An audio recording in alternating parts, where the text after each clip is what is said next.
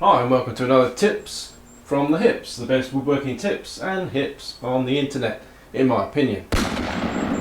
Now if you're cutting something thin like this 1/4 inch 6mm ply or something thinner than that, then ripping a long straight length on it can be quite awkward. It's flipping all over the place, whipping up and down. It's difficult to hold a big panel like that. So my tip is simply clamp a couple of battens top and bottom along the line you want to cut. Then either with a Japanese saw or a Western saw, works just as well.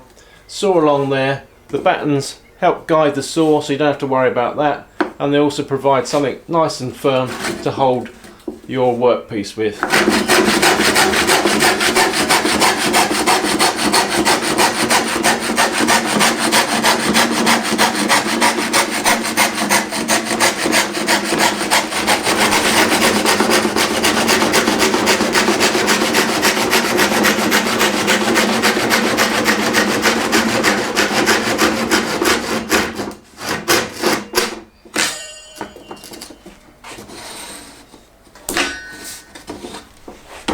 Tips from the Hips, the best woodworking tips and hips on the internet.